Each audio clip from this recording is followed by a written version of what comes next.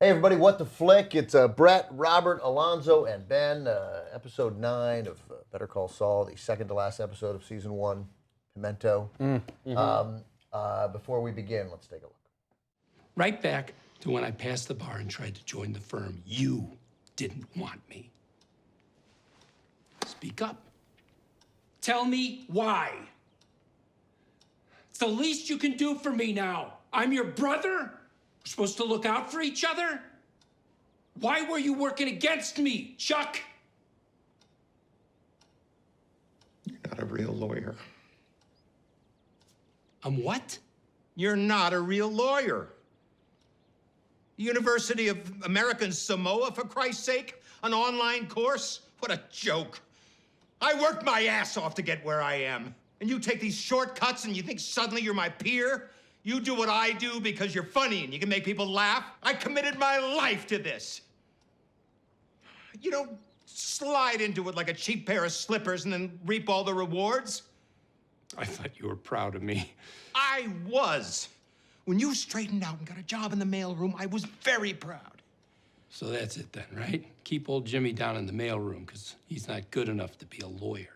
So that was so we get here in this episode clearly the break with Chuck, which is going to, I presume, cause him to disavow the name, and we're headed to Saul. This was the most Batman creation story-ish scene we've had so far. Like, this was the massive falling out and emotional transformation, revealing that there was no transformation, but a yielding to one's own essence. I shall become a bat.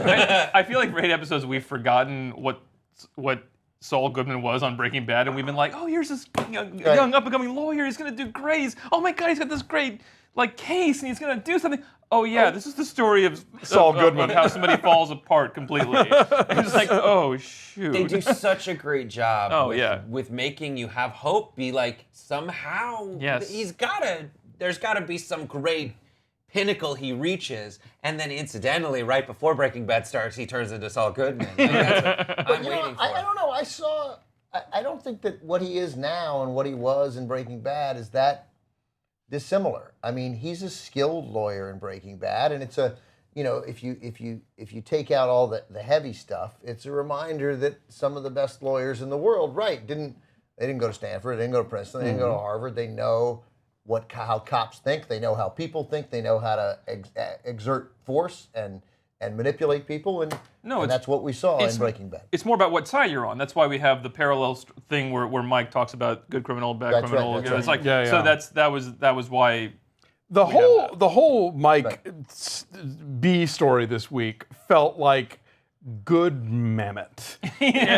Just the scene of the 3 guys in the garage talking about the guns and the pimento cheese sandwich and the guy showing up with the cooler of drinks and the transaction with the drug guys and the discussion afterwards. It was all like such great crispy mammoth-y dialogue. A little Easter egg for Grand Theft Auto fans.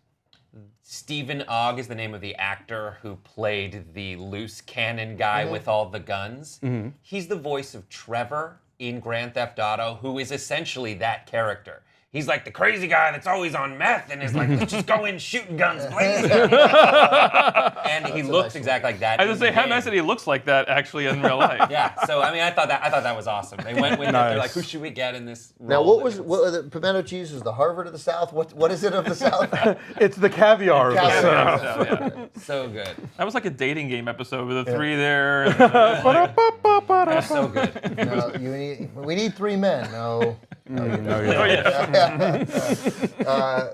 the big guy sprint away. Sprint away. I watched that like 4 times. It's like watching Shaq get back on defense. But the writing followed up with that. Like, when he goes in with no gun, when it's just Mike with no gun, you think, oh, they're going to have some situation where, he really should have had a gun, and we're just going to have to believe that when he tells you the story about like doing this research on the criminals, it's a plausible story that why he wouldn't have a gun. Well, again, and in the same way, I think that where we kind of see all the places where Jimmy's life could have gone better, and instead it didn't, and that's how Saul was created. I think we're also seeing, we already know that Mike is not someone to be trifled with, who's really good at what he does, and this is just kind of laying the groundwork of, no, he's always been this way. Mm-hmm. He was an ex-cop, he's smart, he knows his business, and here's how he basically went from being just like an ex-cop with this sort of one haunted thing in his past to the kind of person who would be Saul's fixer, Yeah. Right, and nice, and just a very simple. It didn't need to be more than,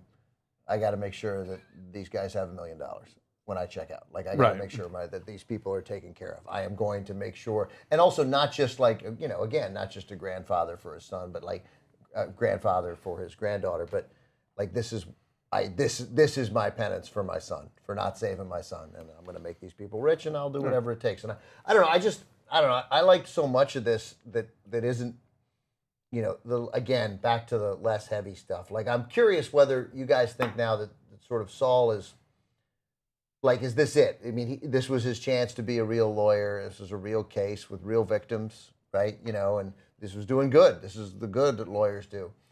And so is that it? Is Saul now become sort of what it can't because it's a show, but they want the show to go. I don't know if they have plans for how long they want the show to go, but they want the show to go. I think what we're building to is the idea of, if I'm always going to be Slippin' Jimmy, then how do I be Slippin' Jimmy and a lawyer at the same time? Right. How do I be this master of chicanery and also use my talents as a lawyer? And that's what Saul Goodman is. And then also, if you're planning out the seasons of the show you're going to put on AMC, yes, they're going to have a lot of faith in you to do multiple seasons, but you want to become Slippin' Jimmy at the end of episode, re-embrace Slippin' Jimmy by the end of season 1. Mm-hmm.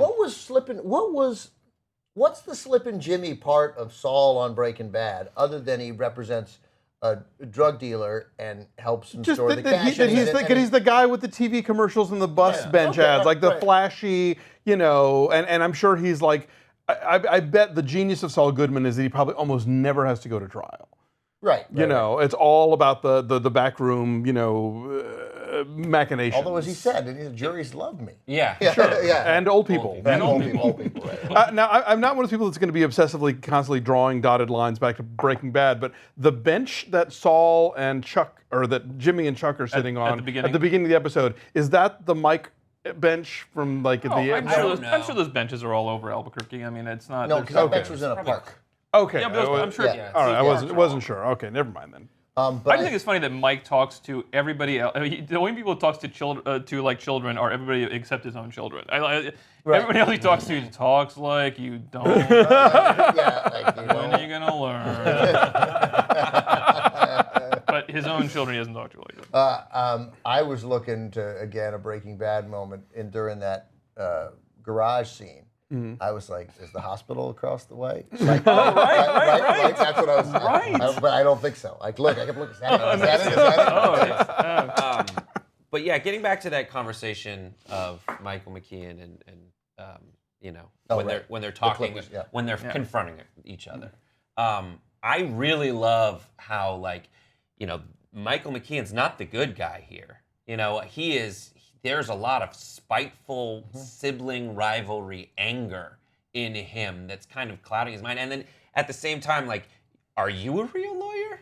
Are you a real lawyer? Because you are sitting in your cave room avoiding telephones. Right. How much are you able to execute on this mission statement that you have? It actually reminded me of there was a kind of the confrontation at the end, toward the end of the second season of Looking, with the lead character's sister, who, it's that idea of the sibling who feels like that they made all these sacrifices to follow the rules and do the proper thing that they were expected to do. Right. So when the other sibling doesn't do that, it goes all the way back to the prodigal son. It's like, damn it, I did all this stuff, and now you're just breezing in here. I read all the directions on the board games, and you were just like, where do the pieces go? Yeah. And I just explained them to you, that kind of stuff, all that. Right, but I think I don't know, maybe not. I think everyone's reaction to that is that you hate Chuck. I don't mean, obviously in that scene you do, and in that moment you do, because it's just cruel, and you should be proud of.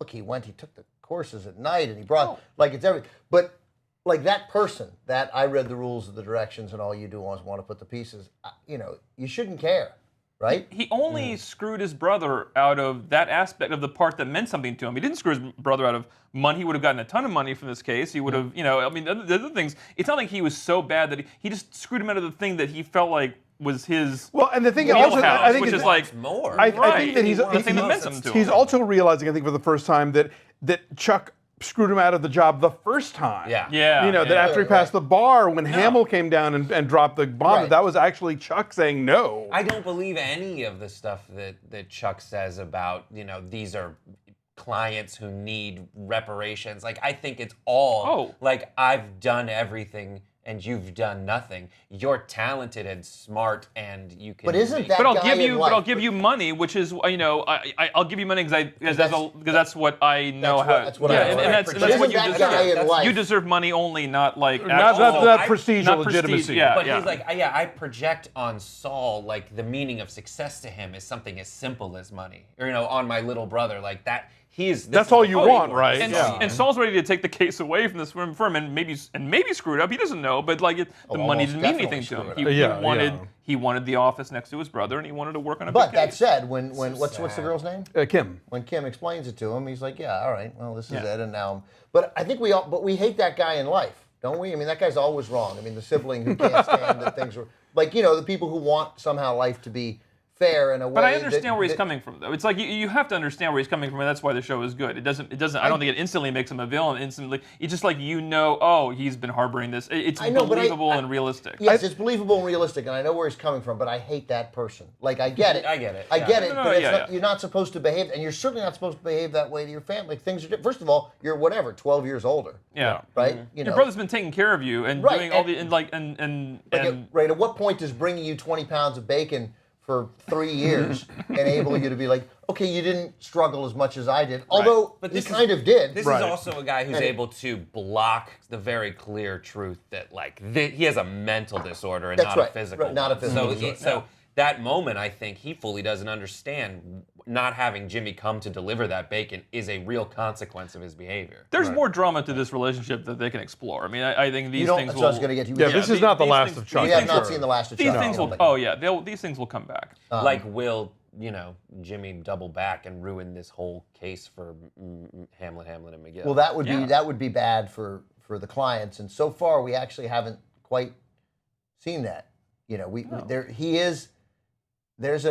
He is following some lawyerly ethical guidelines, and he has sort of almost in every step, even in stealing the money from the Kettlemans, right? I guess that was the previous episode, right? But even stealing money from the Kettlemans, I mean, he's robbing $1.6 million from his clients, but it is to the proper end, and it's also to do right by Kim and bail He is Kim putting out. it in the business. That's right. Yeah. I don't know, man.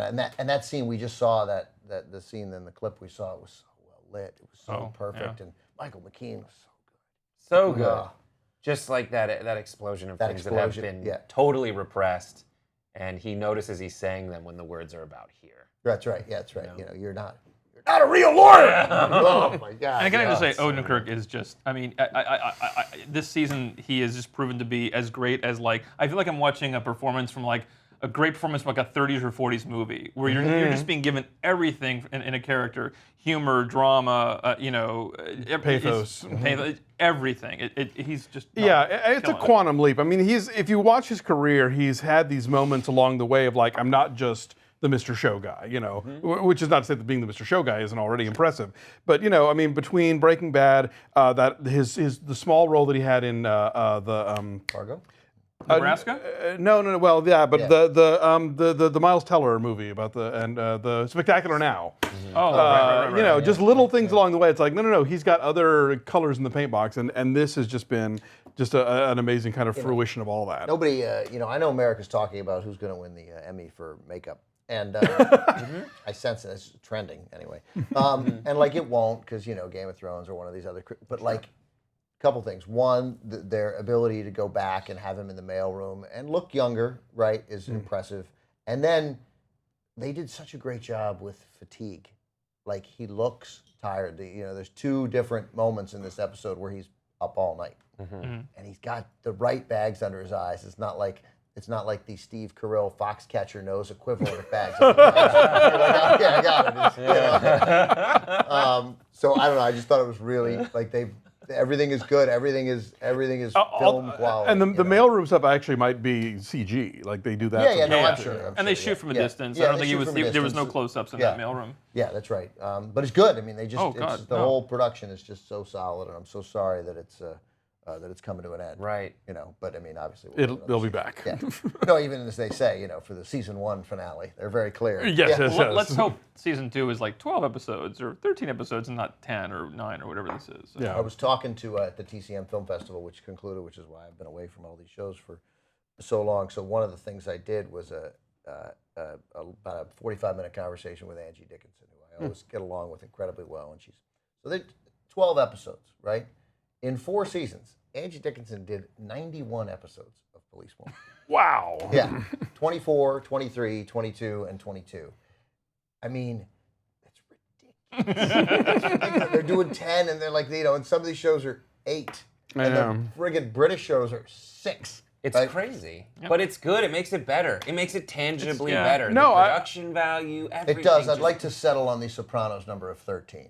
Like, can we Yeah. can we No, deliver? well, something? it's weird 13, I mean, because that's I've gotten so spoiled for the shows that we do of stuff like Mad Men and True Detective, whatever. These very kind of tangibly finite, manageable numbers of shows. And now that we've moved on to the big networks and we're doing Gotham and The Flash, it's like we're still season 1. Oh my God, you know. It's amazing. Like a show like The Good Wife, which I think is one of the best shows on television, still knows how to do 22 quality episodes every year. What is it about that show that they're able to execute 22 episodes? Well, it's still like it's a mostly indoor show. It's like a lot of the sets are the same every week, and characters. It's close-ups, but it's actually a very well-directed show. It's not directed like every other law procedural. It has flashes of like artistic brilliance, and the writing is just great. But I mean, not that I'm not enjoying elements of Gotham and the Flash. It's just it's sort of like suddenly taking your first, like running a marathon when you're used to running half marathons. It's like, Right. oh, we're not done. Okay.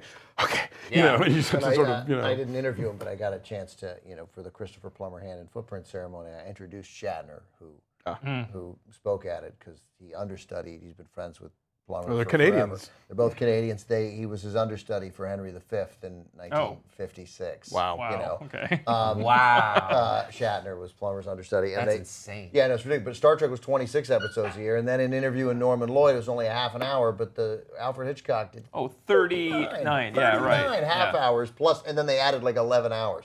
Boy. I mean, that's Jesus Christ. Yeah. All right, guys. We'll be back next week. Season finale. Season finale. Better Call Saul. Thanks.